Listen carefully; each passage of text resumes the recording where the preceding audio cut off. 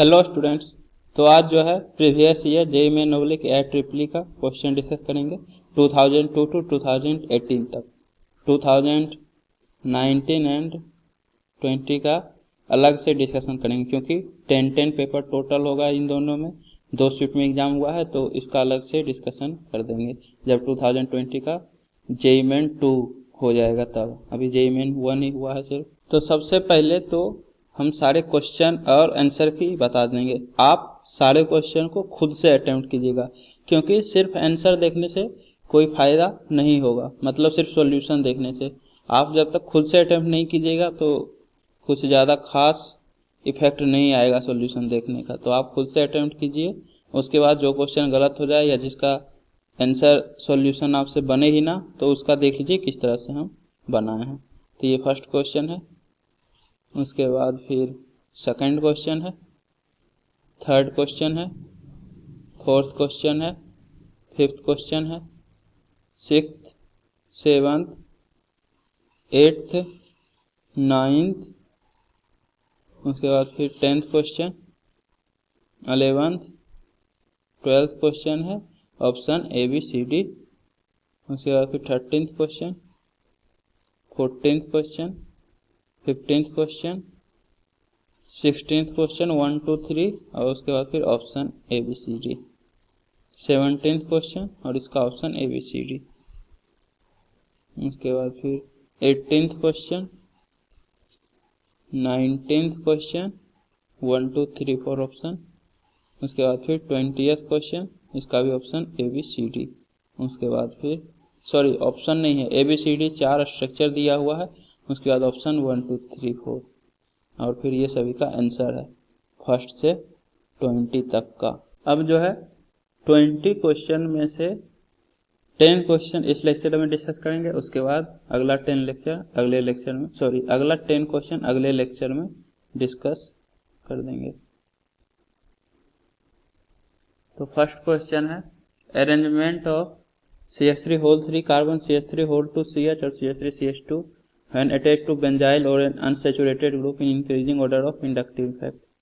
तो इसका आपको इंडक्टिव इफेक्ट बताना है। तो ये देखिए 3 डिग्री कार्बन है, ये 2 डिग्री कार्बन है और ये 1 डिग्री कार्बन है। तो प्लस आई का ऑर्डर हम बताए थे कि 3 डिग्री ज़्यादा शो करता है 2 डिग्री से और 2 डिग्री ज़्यादा शो करता है 1 डिग्री से।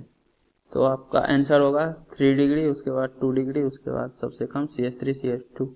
तो सबसे कम CH3 CH2 एक ही ऑप्शन बी में है। उसके बाद फिर देखिए 2 डिग्री है और उसके बाद फिर ये 3 डिग्री है।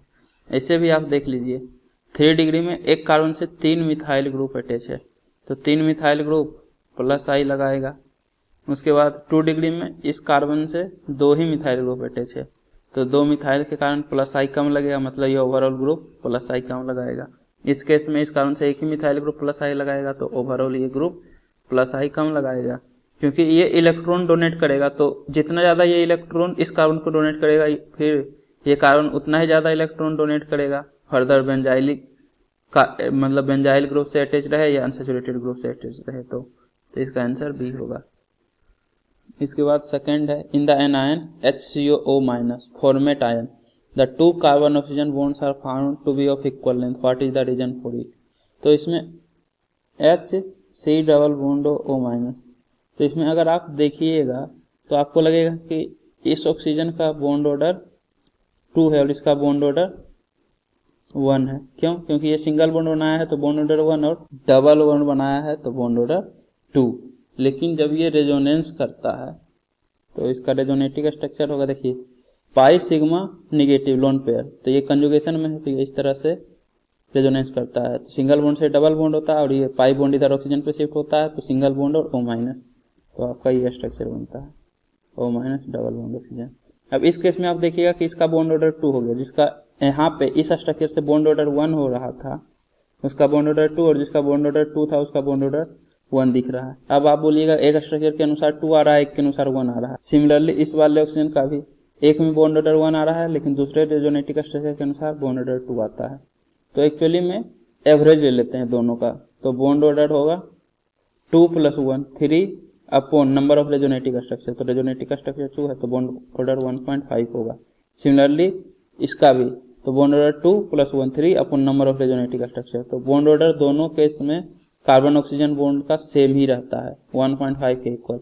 और आपको पता होगा कि बॉन्ड लेंथ इन्वर्सली प्रोपोर्शनल होता है बॉन्ड ऑर्डर के, मतलब जितना ज्यादा बॉन्ड ऑर्डर होगा बॉन्ड लेंथ उतना ही कम होगा। तो बॉन्ड लेंथ बराबर, बॉन्ड ऑर्डर बराबर है तो बॉन्ड लेंथ भी सेम होगा। तो रेजोनेंस के कारण ये दोनों का बॉन्ड लेंथ सेम रहता है, इक्वल लेंथ का बॉन्ड रहता है। The anion of format ion है 2 रेजोनेटिव स्ट्रक्चर, तो इसका 2 रेजोनेटिव स्ट्रक्चर रहता है इसलिए बॉन्ड लेंथ सेम है। The anion is obtained by removal of proton from the acid molecule. तो ये पॉइंट तो सही है कि H+ मतलब प्रोटॉन रिमूव करते हैं acid molecule HCOH formic acid से, H+ रीच करते हैं तो फॉर्मेट आयन बनता है HCO-, लेकिन इसके कारण bond order bond length same है, ये गलत रीजन है। Electronic orbital of carbon atom और हाइब्रिडाइज्ड, तो ये पॉइंट तो सही है लेकिन ये रीजन नहीं है जिसके कारण कि इक्वल बॉन्ड लेंथ है, तो ये भी रिजेक्टेड होगा। CO bond is weaker then carbon single bond oxygen bond, तो ये पॉइंट गलत है। Carbon double bond oxygen stronger रहता है कार्बन सिंगल बॉन्ड ऑक्सीजन से, क्योंकि बॉन्ड ऑर्डर ज्यादा है तो बॉन्ड लेंथ कम होगा, बॉन्ड लेंथ कम होगा तो shorter and stronger is the bond, जितना शॉर्ट बॉन्ड होगा उतना ही स्ट्रॉन्ग बॉन्ड होता है। तो ऑप्शन ए भी इनकरेक्ट है, ऑप्शन बी करेक्ट होगा। और आंसर में हम ऑप्शन डी लिख चुके थे जो कि गलत है, ऑप्शन बी इसका करेक्ट आंसर है, तो ये पॉइंट आप ध्यान दीजिएगा वहां पे। इसके बाद ने the correct order of increasing basic nature for the basis, तो आपके पास देखिए मिथाइल एमीन है, तो मिथाइल एमीन में हम बताए थे कि इसमें एक तो आप +I और दूसरा हाइड्रेशन, 2 इफेक्ट होता है। +I के कारण आपका 3 डिग्री ज्यादा होना चाहिए 2 डिग्री से, फिर 1 डिग्री, फिर NH3, तो ये बेसिक स्ट्रेंथ का ऑर्डर होना चाहिए। लेकिन हाइड्रेशन के कारण 3 डिग्री से ज्यादा 2 डिग्री और 2 डिग्री से ज्यादा 1 डिग्री और उससे ज्यादा NH3, मतलब एक इफेक्ट के कारण 3 डिग्री सबसे वीक बेस होना चाहिए, क्योंकि इसमें हाइड्रेशन कम होता है, मतलब हाइड्रोजन बॉन्डिंग बोल सकते हैं, हाइड्रेशन या सोल्वेशन बोल सकते हैं, तो कम होता है, तो ये वीक बेस होना चाहिए। लेकिन +I के कारण देखेंगे तो 3 डिग्री सबसे स्ट्रॉन्ग बेस होना चाहिए। तो एक इफेक्ट डिक्रीज करता है, दूसरा इफेक्ट इंक्रीज करता है। ओवरऑल आपका जो ऑर्डर आता है, अगर अल्काइल ग्रुप आपका मिथाइल रहता है तो 2 डिग्री सबसे ज्यादा होता है, उसके बाद 1, फिर 3, फिर 0, मतलब अमोनिया, तो 2 1 3 0। और यदि मिथाइल के जगह इथाइल एमीन रहता है तो 2 3 1 इंटरचेंज हो जाता है, मतलब 3 डिग्री ज्यादा हो जाता है 1 डिग्री से, और उसके बाद फिर अमोनिया। तो यहाँ पे ये आपका मिथाइल है, तो मिथाइल है तो 2 डिग्री सबसे ज्यादा, उसके बाद फिर ये 1 डिग्री है, 3 डिग्री तो है ही नहीं, तो 2 1 फिर अमोनिया, 3 डिग्री को हटा दीजिए तो आपका ऑर्डर होगा 2 डिग्री सबसे ज्यादा, अमोनिया सबसे कम, एक ही ऑप्शन में है बी, यही होगा। उसके बाद फिर 1, उसके बाद 2 डिग्री, देखिए 2 डिग्री सबसे ज्यादा, फिर 1, फिर अमोनिया, ये आपका आंसर बी होगा इसका। इसके बाद फिर 4, consider the acidity of the carboxylic acid, तो यहाँ पे थोड़ा सा करेक्शन करना है, ये ABCD के जगह इसको 1 2 3 और 4, अब बताना है कि करेक्ट ऑर्डर कौन सा है, मतलब सबसे ज्यादा स्ट्रॉन्ग एसिड कौन सा होगा, फिर कौन होगा, फिर कौन होगा। तो सबसे पहले तो आप देखिए ये ऑर्थो नाइट्रो बेंजोइक एसिड है, तो ऑर्थो इफेक्ट पता है कि ऑर्थो नाइट्रो सबसे ज्यादा होगा, इसका reason hydrogen bonding, intermolecular hydrogen bonding and SIR effect होता है। तो सेकंड तो सबसे ज्यादा होगा, सेकंड सबसे ज्यादा ऑप्शन ABD में है, तो ऑप्शन सी रिजेक्टेड, तो सेकंड सबसे ज्यादा। उसके बाद फर्स्ट थर्ड और फोर्थ में देखिए, तो फर्स्ट थर्ड और फोर्थ में आप कंजुगेट बेस का स्टेबिलिटी देख लीजिए, तो H+ रीच करेगा तो CO- PSCO से बनेगा, और थर्ड में पारा पोजीशन से NO2 लगा दीजिए, तो इस तरह से CO- पारा से NO2, उसके बाद फोर्थ में मेटा से NO2, इस तरह से CO- और मेटा से NO2। तो कंजुगेट बेस को स्टेबलाइज करना है, तो जो -I- स्ट्रॉन्ग लगाएगा वो ज्यादा स्टेबलाइज करेगा, और ज्यादा स्टेबलाइज करेगा कंजुगेट बेस को तो एसिडिक का स्ट्रेंथ भी ज्यादा होगा। तो इस केस में कोई ग्रुप अटैच नहीं है, यहाँ पारा पे NO2 अटैच है, मतलब -I- M दोनों लगेगा।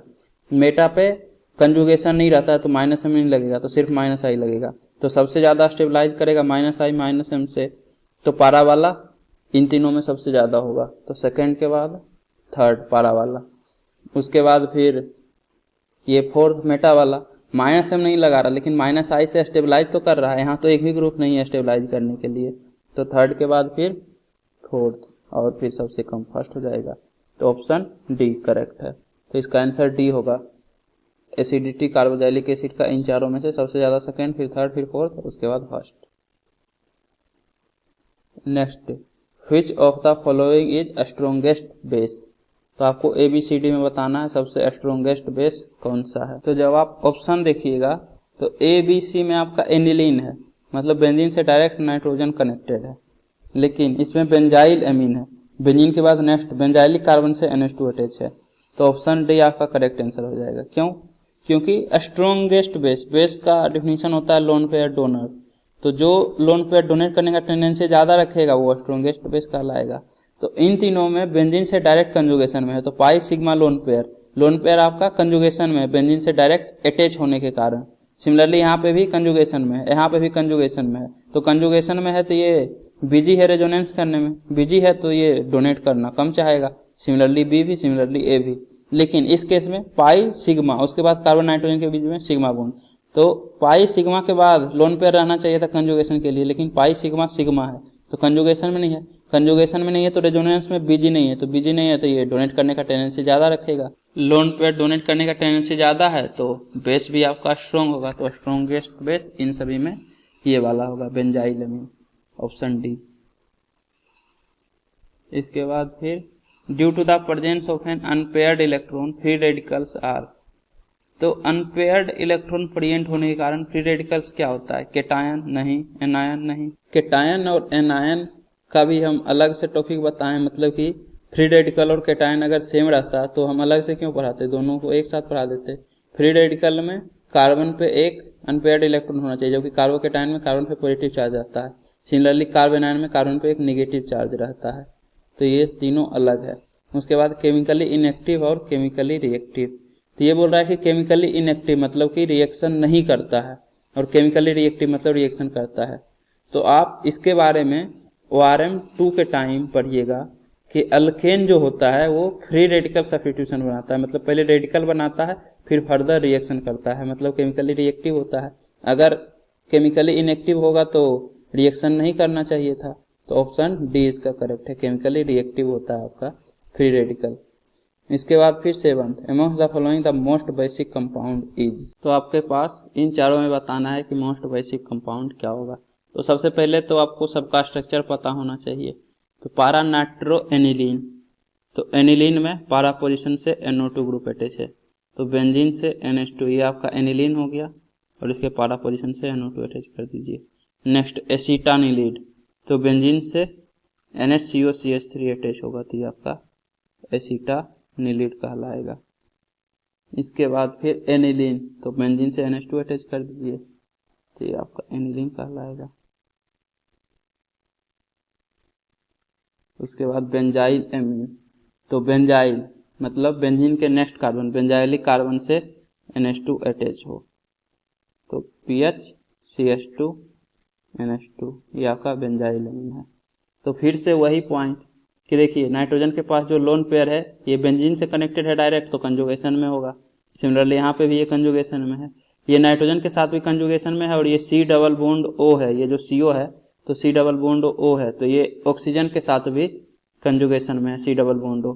पाई फिर नाइट्रोजन कार्बन के बीच में सिग्मा बॉन्ड, सिंगल बॉन्ड है, तो पाई सिग्मा लोन पेयर, तो कंजुगेशन में है, तो ये दो तरफ कंजुगेशन में, तो और कम बेसिक होगा।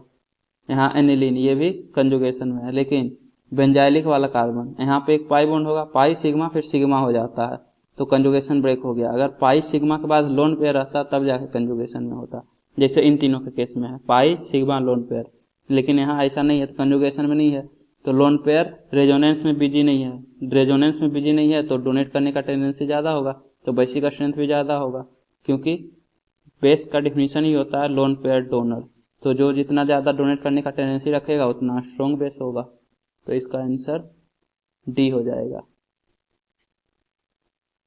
इसके बाद फिर next, among the following acid which is the lowest pKa value. तो pKa वैल्यू लोवेस्ट मतलब स्ट्रोंगेस्ट एसिड, क्योंकि pKa का फॉर्मूला होता है -log Ka। तो pKa वैल्यू कम मतलब माइनस ज्यादा रहेगा, तो मैग्नीट्यूड ज्यादा होना चाहिए log Ka का, तो Ka ज्यादा, तो Ka जितना ज्यादा होगा उतना स्ट्रोंग एसिड। तो इन सभी में आपको स्ट्रोंग एसिड देखना है कौन सा होगा। तो कंजुगेट बेस का स्टेबिलिटी चेक कीजिए, तो H+ लीज करेगा तो CH3 CH2 COO-, ये करेगा तो HCOO-, ये CH3 CHCOO-, और ये आपका CH3COO-।